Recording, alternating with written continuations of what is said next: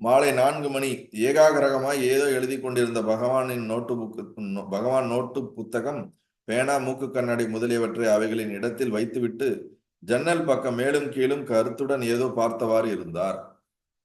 எழுதிக்கிட்டு இருந்தவர் கண்ணாடி புத்தகம்லாம் எடுத்து வச்சுட்டு ஜன்னல் வழியா பார்க்கிறாரு. ஜன்னல் வழியா பார்க்கும் பொழுது பிறகு தன் முன்னிருந்த ஒருவரை நோக்கி, இதோ இவ்விரு குருவிகளும் தங்கள் கூடுகள் கலைக்கப்பட்டு விட்டதை என்னிடம் தெரிவித்தன. பகவானுக்கு முன்னாடி 2 குருவிகள் சத்தம் போட்டுக்கிட்டு இருக்கு.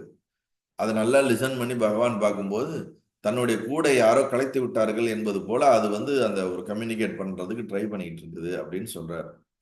நான் உயர பார்த்தேன், கூடு காணப்படவில்லை. எப்பொழுது அவர் உட்கார்ந்துருக்க இடத்து மேல கூரையில கூடு கட்டியிருக்கும் போல இருக்கு. ஓ, இதனாலதான் இந்த குருவிகள் நம்மகிட்ட கம்ப்ளைண்ட் பண்ணுதுங்க.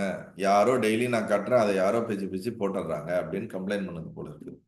இந்நிலைமையில் ஆளுக்குள்ளே வந்த மாதவ சுவாமியை பார்த்து பகவான் கேட்டார், இக்குருவிகளின் கூட்டை கலைத்தது யார் என்று வினவினார். அதற்கு அவர் பதட்டம் சிறிதுமின்றி அமைதியுடன், இக்குருவிகளின் கூடு கட்ட கட்ட நான் அதை கலைத்து வருகிறேன்.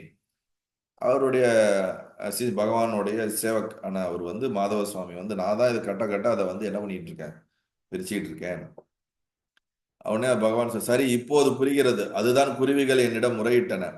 பாவம், இச்சிறு உயிர்கள் எவ்வளவு சிரமத்துடன் வைக்கோல், சிறு குச்சிகள், கயிறு முதலியவற்றை சின்னஞ்சிறு மூக்கில் கொத்தி கொத்தி கொண்டு கூடு கட்டுகின்றன. அதை ஒரே நொடியில் கலைத்து விடுகிறோம். ஏன் அப்படி செய்ய வேண்டும் என்று பகவான் கேட்டார். அதற்கு மாதவசாமி, தன் தலைக்கு மேல் தான் அவை கூடு கட்ட வேண்டுமா?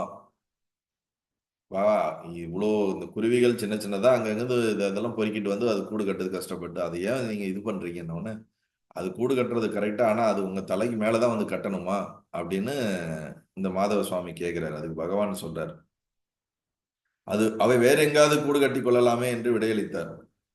அப்போது பகவானது சாமீபியத்தை யாவரையும் போல அக்குருவிகளும் விரும்பியதை அவர் புரிந்து கொள்ளவில்லை.